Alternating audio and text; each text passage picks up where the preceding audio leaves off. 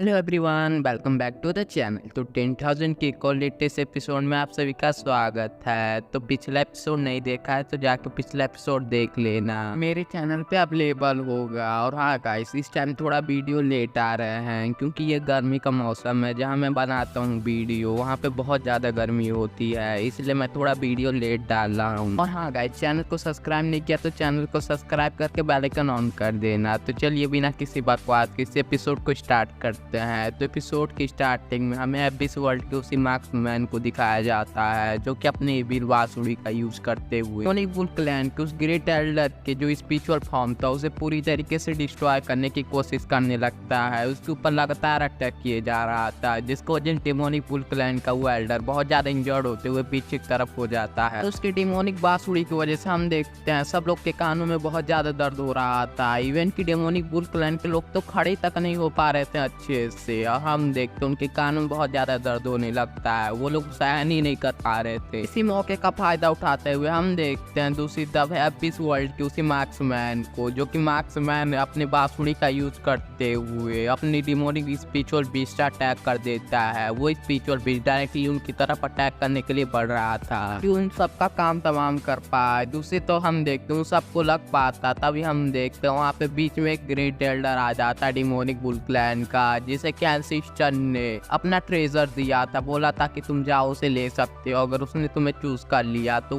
उसने तुम्हें चूज कर लिया तो वो तुम्हें मिल जाएगा। और हम देखते हैं वो एल्डर जैसे वहाँ पे पहुँचता है वो कहने लगता है तुम्हारी इतनी हिम्मत कि तुम हमारे ही क्लैन में आके हमारे ही ऊपर अटैक करो, ये तुम्हारा घर नहीं है कि तुम जो मन करे वो करो। कहते हुए हम देखते हैं अपने डिवाइन फ्लैग का यूज करते हुए एक पावरफुल अटैक कर देता है, एक टोर्नेडो बनाते हुए उसके ऊपर अटैक कर देता है। उसका स्पिरिचुअल बेस पूरी तरीके से उसमें जाते हुए डिस्ट्रॉय हो जाता है। ये सब देखते हुए मार्क्समैन बहुत ज्यादा डर जाता है, तो उसकी तरफ ध्यान से देखने लगता है और वो डायरेक्टली वहाँ से विड्रॉ कर देता है, मतलब कि वहाँ से चला जाता है। ये सब देखते हुए हम देखते हैं डिमोनिक बुल क्लैन के दूसरा एल्डर कहने लगता है अच्छा वो यहाँ से चला गया, नहीं तो हमारी हालत खराब कर देता। एल्डर को देखते हैं जो उसी एल्डर से पूछने लगता है क्या हमारे एंसेस्टर के ट्रेजर ने तुम्हें अपने मास्टर के रूप में चूज कर लिया है? क्या सच में तुम्हें उसने अपने मास्टर के रूप में चूज कर लिया है? तो ये सुनते हुए हम देखते हैं कहने लगता है झूठ बोलते हुए कि हाँ, इसने ये नहीं बताया कि इसने जबरदस्ती से अपना ट्रेजर बनाया। ये कहने लगता है कि इसे मैंने सब कुछ अच्छे से समझ लिया था, इसलिए इसने मुझे अपना मास्टर मान लिया। ये सब सुनते हुए हम देखते हैं दूसरे एल्डर शॉक हो जाते हैं बहुत ज्यादा, और कहने लगती है तो बहुत अच्छी बात है क्योंकि एंसेस्टर का डिवाइन ट्रेजर हमारे पास में होगा तो हमारे सामने कोई भी टक्कर का नहीं होगा, हमसे कोई पंगा नहीं ले सकता। तो वो एल्डर भी कहने लगता आखिरकार इससे पहले इस मार्क्समैन ने लुओस एंड क्लैन के ऊपर अटैक किया था, वहाँ के जेट स्लिप को चुरा लिया, और वहाँ के जेट स्लिप को ही नहीं बल्कि उसने कि हमारे भी क्लैन पे अटैक कर दिया। यहाँ पे लगता है उसके एबिस वर्ल्ड में बहुत ज्यादा भयानक प्लान चल रहा है। तब सुनते हुए हम देखते हैं उनका ग्रेट एल्डर भी कहना है ये जरूर उसे आजाद करने के लिए हो रहा होगा, उनके ग्रेट एंसेस्टर को आजाद करने की वो लोग प्लानिंग कर रहे होंगे। अब हम सबको मिलकर रहना होगा क्योंकि लुओस एंड क्लैन के ऊपर अब अटैक हुआ था, अब हमारे ऊपर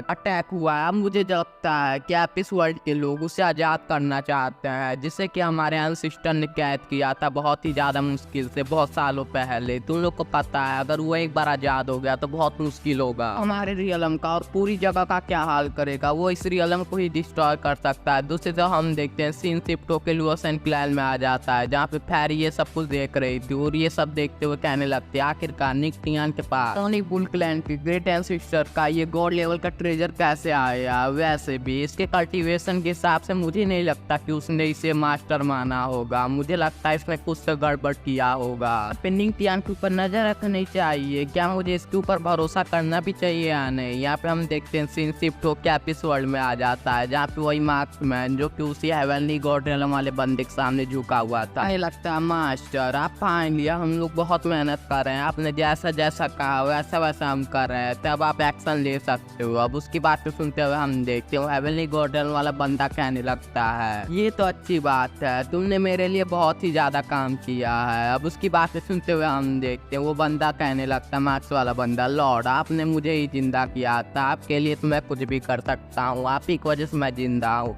आपके लिए तो मैं अपनी जान भी दे सकता हूँ। उसकी बातें सुनते हुए हम देखते हैं वो हेवनली गॉड रियलम वाला बंदा कहने लगता है तो ऐसी बात है तो तुम अब चिंता मत करो, अब जल्दी हम इस रियलम के तुम लॉर्ड बनने वाले हो, हम मैं तुम्हें इस पूरे फेरी रियलम का लॉर्ड बना दूंगा, तुम अब इस फेरी लैंड का मास्टर बनने के लिए तैयार हो जाओ। और हम देखते हैं सीन शिफ्ट होकर लिन फेंग के ऊपर आ जाता है, जो कि उसी एंसेस्ट्रल स्टोन के पास में आ जाता है और वो ओरिजिन ऑफ लॉ को समझने की कोशिश कर रहा था। और हम देखते हैं वो बहुत ही ज़्यादा टाइम के बाद फाइनली वो ओरिजिन ऑफ लॉ को जैसे तैसे करके समझ ही लेता है। उसके बाद हम देखते हैं जिसके अंदर बहुत ही ज़्यादा स्पिरिचुअल एनर्जी आ जाती है, उसके अंदर बहुत ज़्यादा स्पिरिचुअल एनर्जी आने लगती है, उसकी स्ट्रेंथ भी बढ़ने लगती है। लग रहा था कि लिन फेंग की स्ट्रेंथ बहुत ज़्यादा बढ़ रही है और हम देखते हैं वो पूरा एनर्जी को एब्जॉर्ब कर रहा था, जिसकी वजह से हम देखते हैं उसके अंदर बहुत ज़्यादा एनर्जी आने लगती है। और हम देखते हैं वो कुछ टाइम के बाद बहुत ज़्यादा पावरफुल हो जाता है। इतनी एनर्जी एब्जॉर्ब करने के कारण वो फाइनली ब्रेक थ्रू कर लेता है और वो ट्रू गॉड रियलम में चला जाता है। तो गाइस मैं आप लोग को बता दूं, लिन फेंग अभी तक ट्रू गॉड रियलम में नहीं था, वो वर्चुअल गॉड रियलम में था। फाइनली वो ट्रू गॉड रियलम में पहुंच गया है। उसका सोल तो बहुत पहले ट्रू गॉड रियलम में पहुंच गया था, बट उसका बॉडी अभी को पहुंची है ट्रू गॉड रियलम में। और हम देखते हैं ये सब देखते हुए मैंग सीलिंग और शॉर्टियन बहुत ज्यादा खुश हो रहे थे। मैंग सीलिंग कहले रहती हैं फादर तो यहाँ पे बहुत ज्यादा पावरफुल हो गए। उसके बाद शॉर्टियन कहने लगता है अब तो मास्टर हमारे ट्रू गॉड रियलम के हाफ स्टेज पे पहुंच गए, अब तो मुझे नहीं लगता वो हेवनली गॉड रियलम वाला बंदा भी इनके सामने टिकेगा। उसके बाद हम देखते हैं लोसन क्लैन के लीडर की तरफ वो खुश होते हुए कहने लगती है फाइनली इस बंदे ने ब्रेक थ्रू कर लिया, मेरी मेहनत बेकार नहीं गई, लिन फेंग ने फाइनली ब्रेक थ्रू कर ही लिया। उसके बाद हम देखते हैं वो खुश होने लगती है। उसके बाद हम देखते हैं दूसरी तरफ लिन फेंग को, जो कि और भी थंडर और ओरिजिन लॉ को एक साथ मर्ज करना होगा, मतलब थंडर एनर्जी के साथ में अपने ओरिजिन लॉ को मर्ज करना होगा, ताकि मैं इन दोनों के लॉ को एनर्जी को मर्ज करने के बाद एक और न्यू एनर्जी बना पाऊँ और मेरी स्ट्रेंथ और भी ज़्यादा बढ़ जाए। और हम देखते हैं लिन फेंग को, जो कि अपने थंडर एनर्जी का यूज़ करते हुए अपने ट्रू फ्लेम को निकाल लेता है और उसको एक दूसरे से मर्ज करने लगता है, लेकिन वो ऐसा कर नहीं पाता, जिसको देखते वो कहने लगता है आखिरकार ये मर्ज क्यों नहीं हो पा रहा, आखिरकार मैं इसे मर्ज क्यों नहीं पा रहा हूँ। तो इसके बाद हम देखते हैं थंडर ड्रैगन ले लोग कहने लगते हैं ये बहुत ज़्यादा डेंजरस एलिमेंट है, तुम इन्हें ऐसे ही कंबाइन नहीं कर सकते।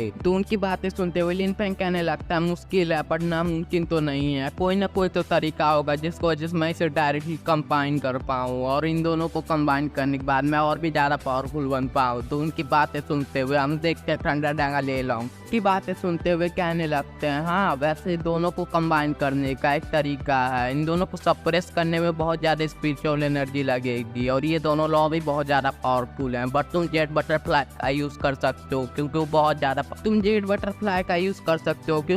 पावरफुल है, वो सारे एलिमेंट्स का क्रिएट कर सकती है। तो उसकी बातें सुनते हुए हम देखते हैं वो अपने जेट बटरफ्लाई को बाहर निकाल लेता है ताकि वो अपने फायर और थंडर एनर्जी को मर्ज कर पाए। तो हम दूसरी तरफ अपने जेट बटरफ्लाई को देखते हैं जो कि बाहर की तरफ आ जाती है और आगे की तरफ जाते हुए फॉर्मेशन को सेटअप कर देता है। और हम देखते हैं उसका यूज करते हुए लिन फेंग हमने थंडर एनर्जी का हम देखते हैं लिन फेंग हमने लाइटनिंग एनर्जी को उसके अंदर डाल देता है, जिसको वजह से हम देखते हैं उसकी लाइटनिंग एनर्जी उसके अंदर पूरी तरीके से कैद हो जाती है, जिसको देखते हुए लिन फेंग उसे अपने पास बुलाता है। उसके बाद हम देखते हैं अपने पावर का यूज करते हुए जेट बटरफ्लाई के हेल्प से हम देखते हैं उन दोनों लॉ को कंबाइन करने लगता है, जिसको वजह से हम देखते हैं वो उन्हें फाइनली कंबाइन कर ही रहता है। उसके बाद हम देखते हैं उस एनर्जी को एब्जॉर्ब करने लगता है, जिसने कि उसे अभी कंडेंस किया एनर्जी को एब्जॉर्ब करने की कोशिश करने लगता है। और हम देखते हैं जिसको वजह से वहाँ बहुत सारे फॉर्मेशन एक्टिवेट हो जाता है। और हम देखते हैं लिन फेंग अपने जेट बटरफ्लाई का यूज करते हुए फायर लॉ थंडर लॉ को एक साथ मर्ज करने की कोशिश करने लगता है। कुछ टाइम के बाद लिन फेंग ने फाइनली थंडर एनर्जी और ट्रू गॉड रियलम के फ्लेम को फाइनली कंडेंस कर ही लेता है। उसके बाद हम देखते हैं उसकी स्ट्रेंथ भी बहुत ज्यादा बढ़ जाती है। तो इसको देखते हुए लिन फेंग भी कहने लगता है फाइनली मैंने इन दोनों को कंडेंस कर ही लिया। और हम देखते हैं मैंग सीलिंग को, जो कि लिन फेंग के पास में आते उसके पैर पे चिपक जाती है और कहने लगती है फादर आप तो बहुत ज्यादा कमाल की हो, आपकी स्ट्रेंथ तो बहुत ज्यादा है, मुझे नहीं लगता यहाँ पे कोई आपके मुकाबले का है। उसके बाद हम देखते हैं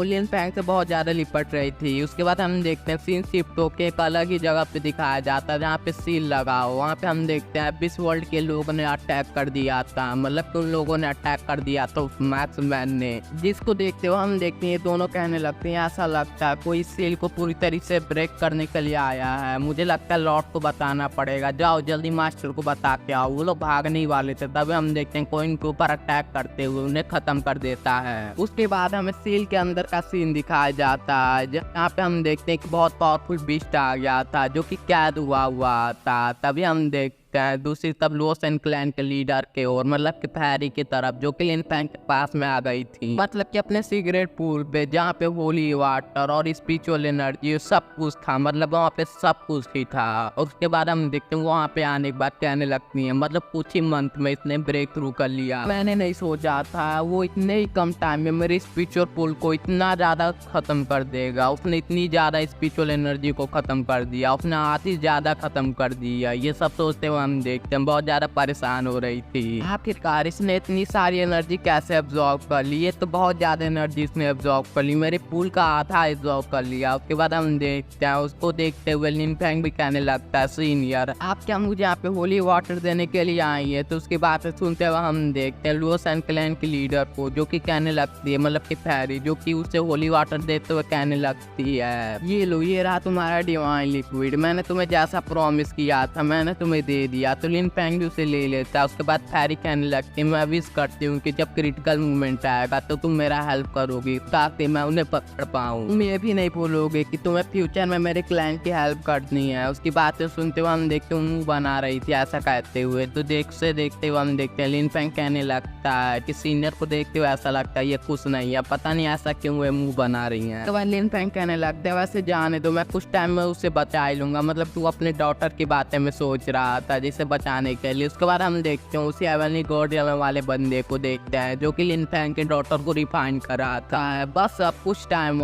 टाइम के बाद मैं इसे रिफाइन कर ही लूंगा, तुम्हारा सील हट जाएगा। उसके बाद मैं तुम्हें पूरी तरीके से रिफाइन करने के बाद मैं बहुत ज्यादा पावरफुल हो जाऊंगा, मेरी स्ट्रेंथ इतनी बढ़ जाएगी कि मैं तो हेवनली गार्डियन को भी सरपास कर दूंगा, मैं तो ब्रेक थ्रू कर लूंगा। इतना कहते हो देखते हैं वो बंदा बहुत ज्यादा खुश हो रहा है। तो वो अपने लोगों से कहने लगता है, जल्दी से इसके सील को ब्रेक करने की कोशिश करो। अब उसकी बातें सुनते हुए हम देखते हैं उसके लोग भी उसके ऊपर अटैक करने लगते हैं। और मार्क्स वाला बंदा भी कहने लगता है कि जल्दी से लिन फैंग के डॉटर के ऊपर अटैक करो। और हम देखते हैं वो लोग लिन फैंग के डॉटर के ऊपर अटैक कर रहे थे, लेकिन उसका ब्लड लाइन उसे बचाने की कोशिश कर रहा था। उसके बाद हम देखते हैं सीन शिफ्ट हो जाता है लुओस एंड क्लैन, और हम देखते हैं बुल क्लैन की ओर सीन शिफ्ट होता है, जो कि वहीं आ गए थे जहाँ पे हेवनली गार्डियन वाला बंदा कैद था। उसके उन्हें देखते हुए हम देखते हैं मार्क्समैन कहने लगता है, आखिरकार तुम लोग आ ही गए। उन्हें देखने के बाद हम देखते हैं इस वर्ल्ड के लोग भी पूरी तरीके से तैयार हो गए थे उन्हें रोकने के लिए। और हम देखते हैं इसे देखते हुए लुओस एंड क्लैन और डेमोनिक बुल क्लैन के लोग भी तैयार हो गए थे, और मेडिसिनल वैली के लोग भी आए हुए थे। हम देखते हैं वो लोग अटैक करने के लिए पूरी तरीके से तैयार हो गए थे, वो सभी लोग आगे की तरफ बढ़ने लगते हैं। तभी हम देखते हैं मार्क्स वाला बंदा अपने जंजीरों का यूज करते हुए उन्हें इंजर्ड कर रहा था। ये सब देखते हुए हम देखते हैं फैरी अपने पावर का यूज करते हुए, वाटर एनर्जी का यूज करते हुए हम देखते हैं पूरी तरीके से सारे जंजीरों को डिस्ट्रॉय कर देती है। इतना ही नहीं, उन्होंने तो पीछे उसे हटा दिया था। ये सब देखते हम देखते हैं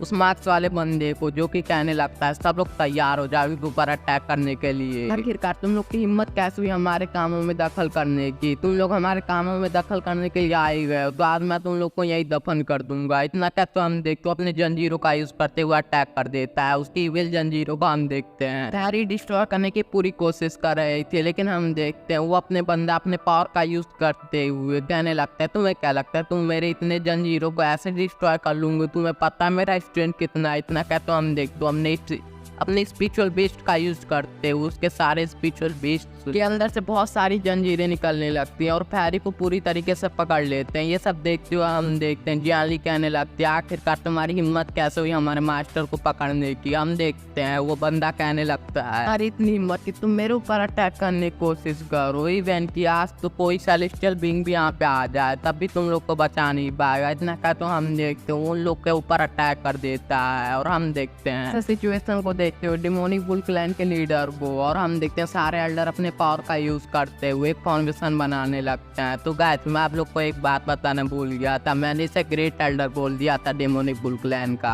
बुल क्लैन का ग्रेट एल्डर नहीं बल्कि लीडर है, और हम देखते हैं वो डेमोनिक बुल क्लैन का लीडर अपनी स्पिरिचुअल अवतार को बाहर निकाल लेता है, और हम देखते हैं उसने अपने ब्लड लाइन के पावर को एक्टिवेट कर लिया था। ब्लड लाइन के पावर को ऐसा एक्टिवेट होते हुए देख के हम देखते हैं मार्क्स वाला बंदा कहने लगता है, इवन कि तुम अपने ब्लड लाइन का ही यूज़ क्यों ना कर लो, आप तुम्हें मरने से कोई नहीं बचा पाएगा। इतना क्या तो हम देखते हैं। तभी वहाँ पे डेमोनिक ब्लू क्लैन का लीडर कहने लगता है मैं तुम लोग को मार दूंगा, लेकिन हम देखते हैं तभी उसके पीछे एक स्वॉर्ड धस जाता है और हम देखते हैं वो निंगटियान होता है। वो लीडर कहने लगता है निंगटियान तुम गद्दार निकले, तो निंगटियान कहने लगता है अब अच्छी तरीके से तुम यहाँ पे मर जाओ और तुम हेवन में जाके रेस्ट करो, क्योंकि तुम्हारे जाने के बाद तुम्हारा पूरा सेक्ट मेरा हो जाएगा, तुम्हारा सब कुछ मेरा हो जाएगा। ये सब देखते हो हम देखते हैं एल्डर्स भी बहुत ज्यादा गुस्सा हो गए थे। और गाइस इसी सीन के साथ ये स्पेशल एपिसोड ये खत्म होता है। तो गाइस नेक्स्ट एपिसोड मिलता है, तब तक के लिए tata bye bye good bye.